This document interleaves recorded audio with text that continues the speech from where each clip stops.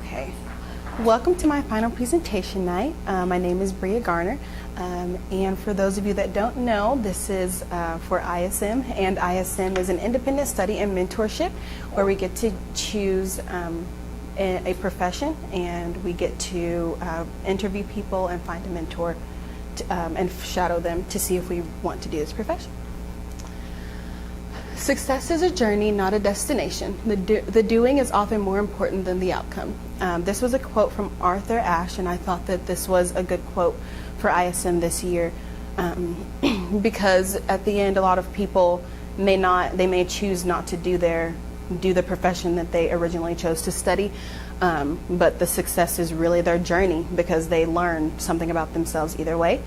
And a little bit about me is that it's always just been my mom and I, and she's really my sole role model, and she's one that pushes me to do all that I'm doing and to be all that I can be. And she's always been a hard worker, which has pushed me to be a hard worker. And I chose to do ISM this year for the experience because I really wanted to make sure that pediatrics is what I wanted to do with my life in the long run. I've jumped around professions a lot. I started with teacher, then I wanted to be a teaching doctor, then I wanted to just be a biomedical engineer, and then I wanted to be a pediatric cardiologist, and then I landed with pediatrics this year. So that's how I chose pediatrics.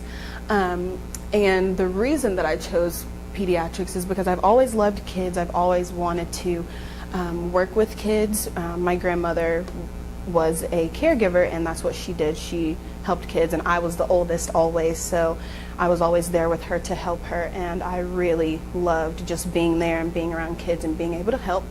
And then I also took a mission trip to the Dominican Republic, and on that mission trip the boys were setting irrigation pipes to help the community, and the girls were helping the kids that were in the community and preaching to them and just teaching them and hanging out with them. And even though there was a language barrier, for me it was such a great experience just being around them and seeing how grateful they were for the small things that they had, because it was a very poor community.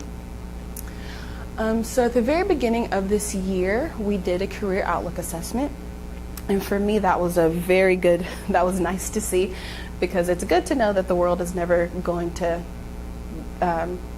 run out of their need for doctors. So that's always nice.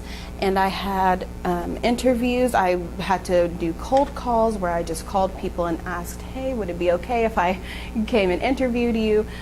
Which at first was kind of hard because you don't really know what to say and you don't really know how they're going to respond, and you just have to put yourself out there. So it really makes you step out of your bubble and just go for it because you have to get those interviews because you want a mentor.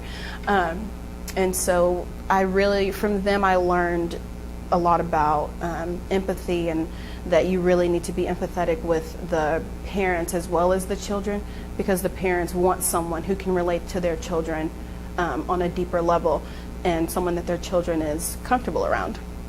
And I did more research assessments, and those were mainly on subspecialties, because I learned very quickly in my interviews that a lot of the doctors, that's what they talk about. They talk about and that was where most of my questions were targeted, was the subspecialties that they experienced while they were in residency. So I really wanted to dive into that and learn more about GI doctors and learn about GI, learn what that is, learn about what neonatal is, and learn about what cardiology is and things like that, so that I could have deeper conversations with them. As I was saying earlier, important things that I've learned from my interviews was just empathy. You really have to be someone that can connect with children. You have to be very open, and you have to just show them, your child can trust me, and you have to be able to show the child, you can trust me. I'm a good person. I'm helping you, because it's hard to communicate that with kids that are 2 years old and they're like, I don't know who you are, please don't touch me. So you really have to be empathetic with them and show them that you care, and you really have to make them comfortable, because when there's a 6-month-old sitting there as well, they do not want to be touched, they don't want to be prodded at, they just want to be left alone. So all of my interviews taught me that you really just have to be a person that parents and children can connect to, which was nice for me to hear because I'm a very empathetic person, and most of the time if I see someone crying, I might start crying as well, or I like to know what's wrong so I can see what I can do to help to fix that. And another huge part is making the parent feel comfortable, because a parent isn't going to bring their child back to a doctor who makes them feel uncomfortable or their child feel uncomfortable. So you really have to show the parent that they can trust you, as well as their child being able to trust you.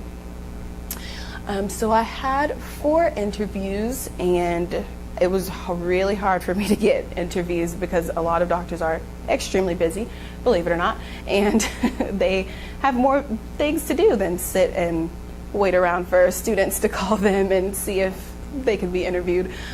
So with my 4 interviews, I was very grateful for those. I was very grateful for those really quick, because I realized how hard it was later on, and Coach Goff helped me to get my last one, who was Dr. Diana. And during this interview, I had my mentor in mind, and I was really excited for the last interview because I was like, yay, like after this I can pick my mentor and everything. And during my last interview, I was like, I'm ready for this. I'm ready after this interview. I get to pick my mentor, and that was kind of my mindset. But what I didn't know was how awesome Dr. Diana was when I walked in, and my mind was changed very quickly. And there she is there. She was just so awesome. And in the interviews, I connected with all the doctors, I feel, but with Dr. Diana, there was just a deeper level of connection with us. And we were really able to talk and have good conversations just from the first interview that we had. And we sat there talking for an hour, so that was amazing.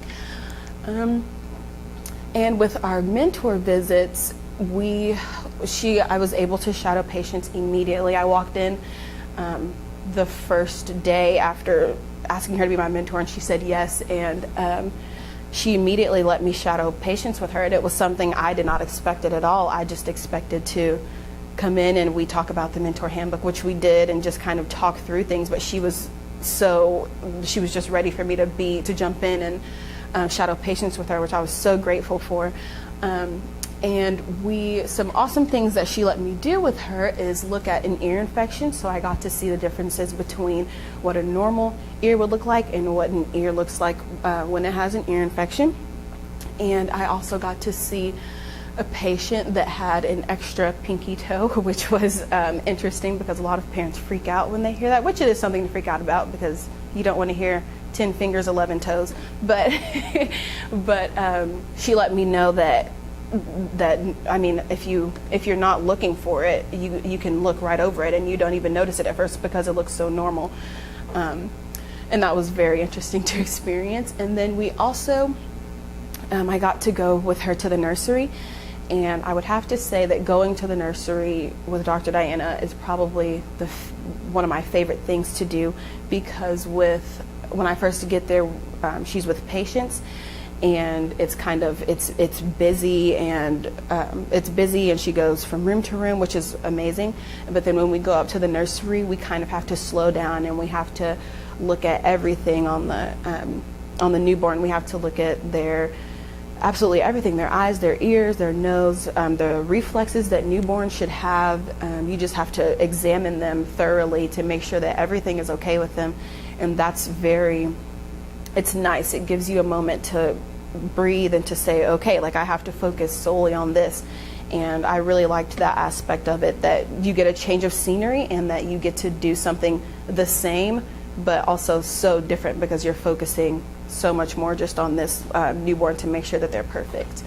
And then a really cool thing that I got to do was listen to a heart murmur. And a lot of people hear heart murmur and they kind of freak out about it, which was my natural reaction. I'm like, oh my gosh, this kid has a heart murmur. I can't say that when I'm with Dr. Diana, with the child in the room. But in my head, I'm thinking, oh my gosh, they have a heart murmur. And I've heard about it and I've learned about it, but I never really knew what it sounded like. I mean, you hear that it sounds different from a normal one, but you don't really know how. And I got to listen to one, and it was it was amazing. Like it's an abnormal heart sound, which doesn't sound all that great. But when you actually get to hear it for the first time and you understand, wow, this is what the textbook was describing, this is what they're talking about, it was amazing. And I really loved hearing about it, and I loved the approach that Dr. Diana took to it, and she kind of calmed the parents' nerves down after hearing, oh, they have a heart murmur, and that's something amazing as well, just being a pediatrician who can calm parents down in those moments when they get a little freaked out when their child has an extra limb or an ear infection or they have a heart murmur. So I really loved that, and getting to see her interact with the patients and show them like it's going to be okay, and I'm here for you every step of the way. Here's what you can do. We're working together. I really loved that. And then some more with our mentor visits. We talked about my original work, and in ISM we have an original work, and our original work is something that we come up with all on our own, and you can have a mentor during this time, or you don't really have to have one. It's just something that you create based off of the topic that you've chosen throughout the year. And we also did some brainstorming for my final product, which is the big thing at the end of the year that you all are here for now. And for my original work, I decided to do a website on child abuse. And the reason that I chose this was because a lot of people don't think about this, don't think about pediatricians seeing child abuse, but it's actually a large part, and that's what pediatricians are there for. They examine everything on a child, and if they see something that looks like child abuse, it does need to be reported, and people just don't think about that side. So I chose to research more on child abuse and to explore and explain the different kinds of child abuse for people to realize that it is a very real thing. As much as people don't want to hear about it, it is a very real thing in the pediatric world. And I chose a website on it, and Dr. Diana was awesome in getting me some information that she had on the topic, and I used that to help me develop my website. And so for the steps for my original work, this is what it is, and this is just showing you what it looks like as you're developing the website. So they have all of it shows where you can edit the title of, like, the main title on the website, and it shows where you can edit the subtitles, and then how you can click on them and it leads to a different link and everything. And I can go to that website. Okay. Do I need to?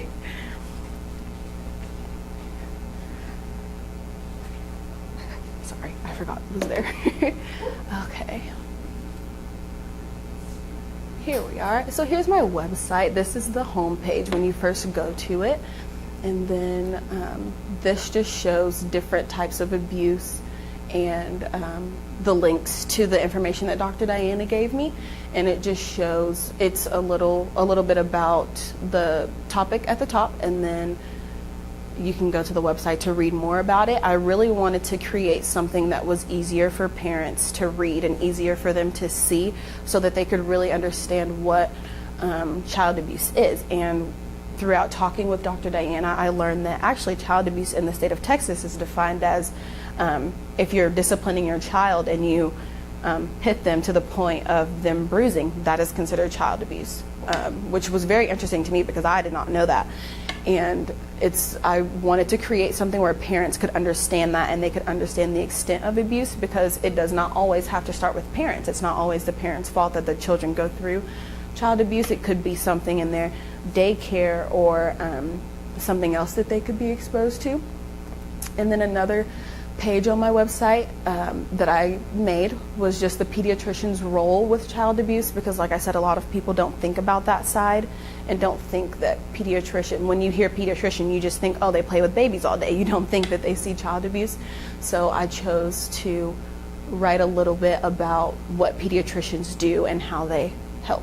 And that's what I did for my original work. And then, here we are. Okay,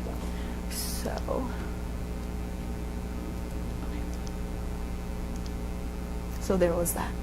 And for my, moving on to my final product, I really wanted to, our final product is is something that should help to contribute to our mentor and help them in some way, and contribute to the community in some way. And I really wanted to do something big that would help Dr. Diana out. And I feel like my original work helped for people who need information for child abuse. But for my final product, I chose to do a heart murmur informational handout because I had really, as I talked about before, I had heard multiple heart murmurs, and I had also wanted to be a pediatric cardiologist before. So I thought that this would be a good topic for me to be able to look to research and to really get a deeper understanding of what it is, what a heart murmur is, and the steps you need to take if you hear that if you hear that your child has a heart murmur. And to help me along this process, Dr. Diana helped me with some amazingly large, big doctor books in her office that I read, and also she helped me to have a day with a cardiologist, and that was really amazing. That really just opened my eyes to what cardiologists do when Dr. Diana sends a patient over. So first, a heart murmur it basically means an abnormal sound of the heart, and that abnormal sound, a heart murmur can be innocent, or it could be not innocent. It could be not innocent. And so a lot of parents, when they hear it, they automatically think, oh my gosh, my child has a heart murmur. What am I going to do? But when I spent the day with a cardiologist, and his name is Dr. Day, he explained to me that heart murmur is just a sound. A murmur literally means sound. So the phrase means heart sound, and it can be something that could lead to more heart problems, but they like to do more testing on the heart murmur first to see if it is innocent, or if it can lead to deeper heart issues in the child. And so I got to see the pictures of a heart and how the heart is supposed to beat in the pictures of that, and I got to see just what he does when he hears that a patient has a heart murmur. And normally when he hears it, since he's been in the practice for over 10 years, he just from hearing it, he'll be able to tell it doesn't sound like it will be something that can hurt the child, or okay, we need to do some more screening to look at it. And the screening for it is an ECG or an EKG. They're the same thing. I learned that because I thought that they might be different, but they are the same. And it just takes a picture of the heart, and it shows you what the heart is doing, how it's functioning, what's going on, where the heart murmur is coming from. Heart murmurs, they do have different classifications, such as it could be a VSD, which is just like a hole in the ventricle of the heart, or it could be an ASD, which is a hole in the atrium of the heart. Either one of those could cause an abnormal sound of the heart, because the heart has the blood in the heart has a specific pathway, and if there's a hole in the heart, then it's going to obviously tend to not go the pathway that it should. So that's where the heart murmur is created. So these are the steps that I took for my final product. This was just the very first thing. I kind of sat down and I decided, okay, let me research this, let me get all of the information out that I know already. And I came up with that a heart murmur is an abnormal sound during your heartbeat cycle, and just more on what causes heart murmurs and things like that. And as I was spending a day with Dr. Day, the cardiologist, I learned that heart murmurs are mostly congenital, meaning that they run in the family. So that's another reason that, like if a mother is pregnant with a child and she has a heart murmur, it's good to test the child as well to see if they will have a heart murmur. And there's testing that they do that can actually monitor the child's heart while the mother's pregnant to see if they will have a heart murmur, which was cool because I knew that obviously you could check the child's heartbeat while the mom's pregnant, but I did not know that you could actually see if there's a heart murmur and see if the blood flow is flowing correctly and things like that. So that was really cool. And we actually, while I was there with Dr. Day, there was a girl that came in and she said that she had chest pain probably about once a week. and that she did have a heart murmur, but they never thought anything of it until she started having the frequent chest pain. And he told me that he did decide to go ahead and do the EKG screening just to make sure that everything was functioning properly and to make sure that there wasn't anything, that any more steps that she needed to do to fix it, or to basically make sure that the flow of the blood was pumping correctly, and that everything was all good with her, which it was. Another thing that I wanted to focus on expanding on is that a lot of heart murmurs go away in a child. They'll go away as they get older, but a lot of parents don't know that, which is why I wanted to make my handout. And then this was kind of the last handout, the last report that I did on heart murmurs. It was this is the last one that I gave to Dr. Diana for her to go over and review, because we spent lunch one day just going over it and talking about information that should be there and should not be there. And for example, putting in a handout that parents should not look up a heart murmur on Google because the worst possible things will pop up is probably not the best choice.